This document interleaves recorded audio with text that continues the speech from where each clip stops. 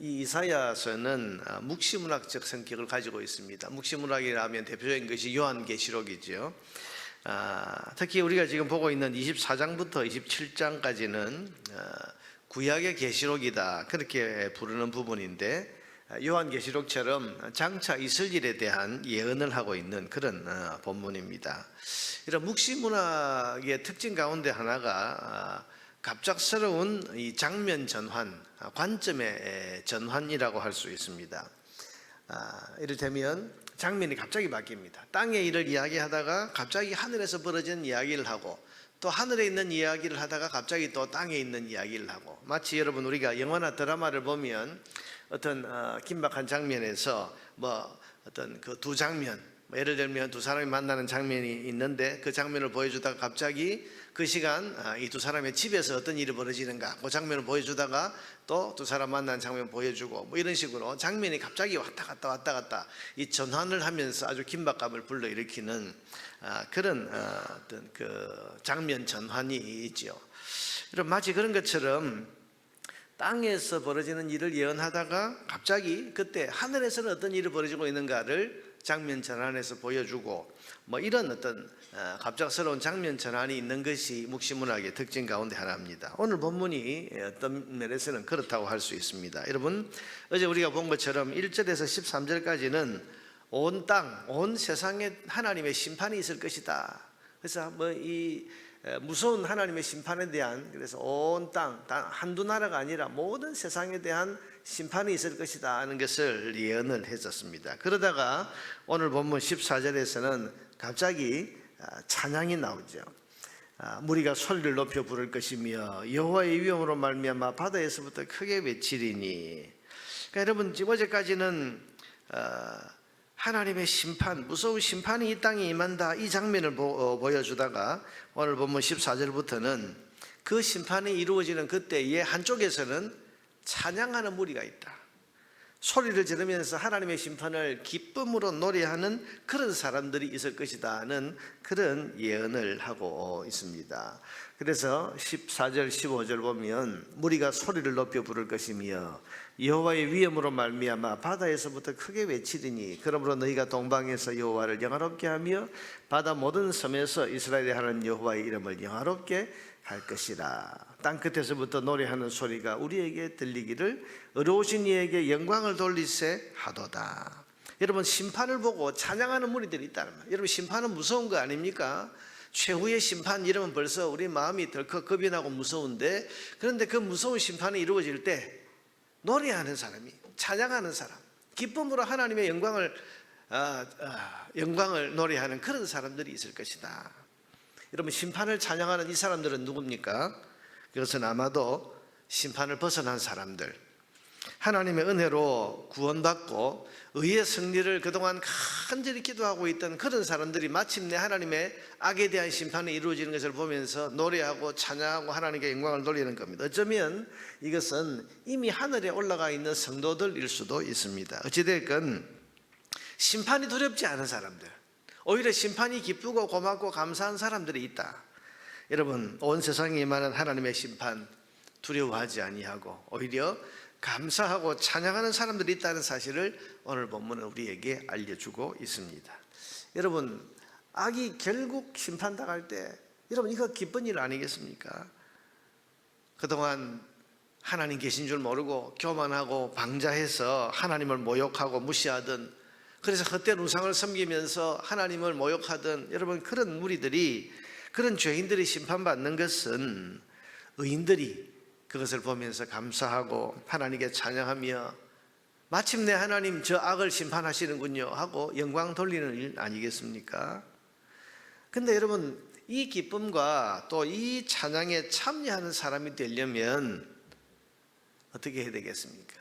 먼저 그 세상에 만연한 죄와 악의 무리에 속하지 아니한 사람들이 여러분 이런 찬양을 부를 수가 있고, 무엇보다도 심판을 벗어나게 하시는 예수 그리스도의 보혈로 죄 씻음을 받은 사람들이라야 심판이 기쁘고 심판이 하나님 앞에 영광 돌릴 그런 일이 될 수 있는 것 아니겠습니까? 여러분, 그런 사람들에게는 심판이 두려움이 아니라 감사와 찬양이 되는 것입니다.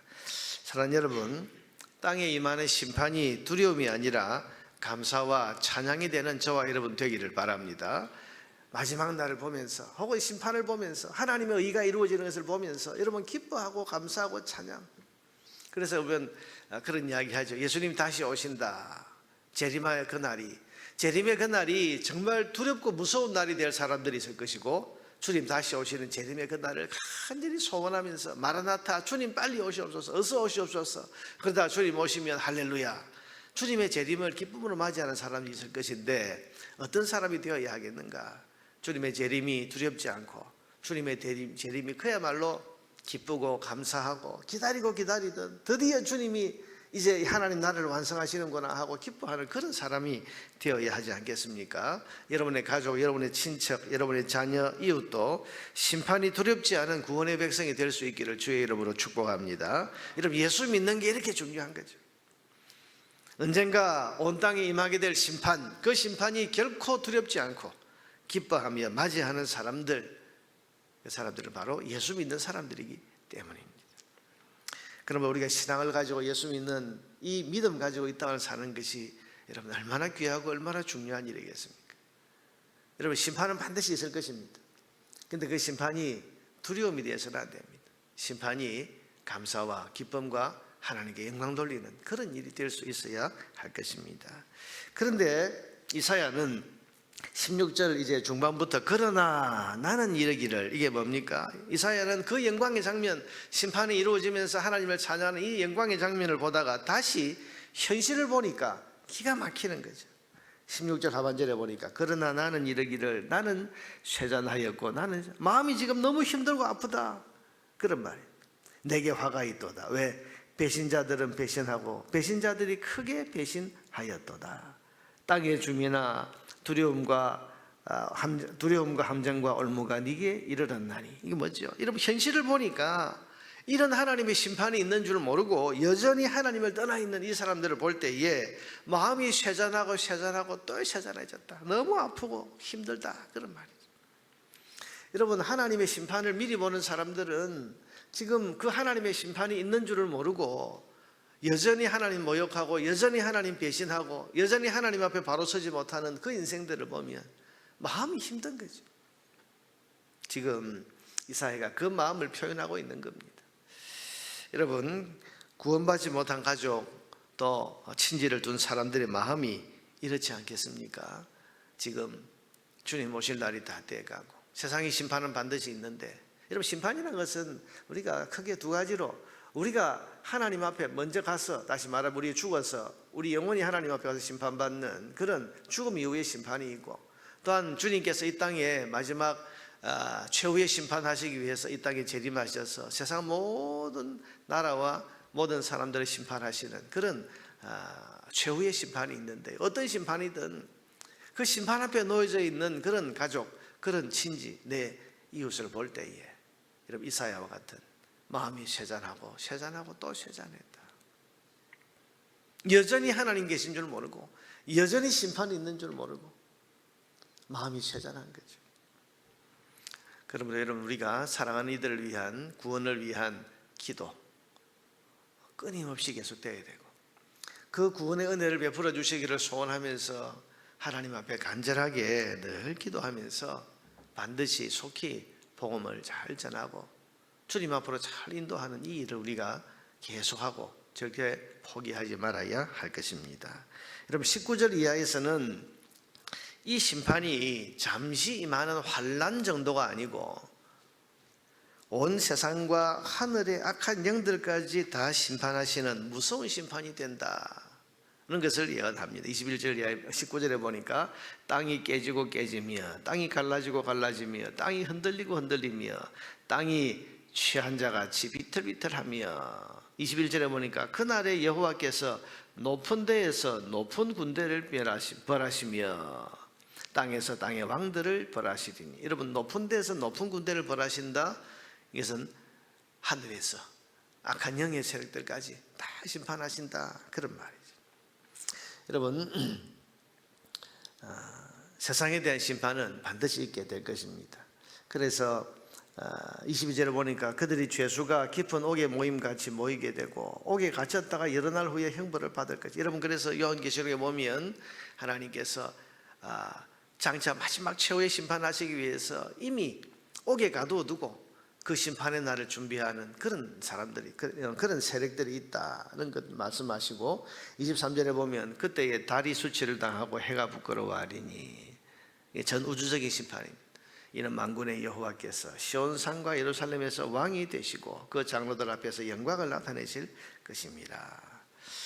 오늘 이사야서를 통해서 하나님께서는 세상에 있을 심판에 대한 말씀을 하셨습니다. 여러분, 세상에 대한 심판은 반드시 있게 될 것입니다. 그리고 그 심판은 영원한 심판이 될 것입니다.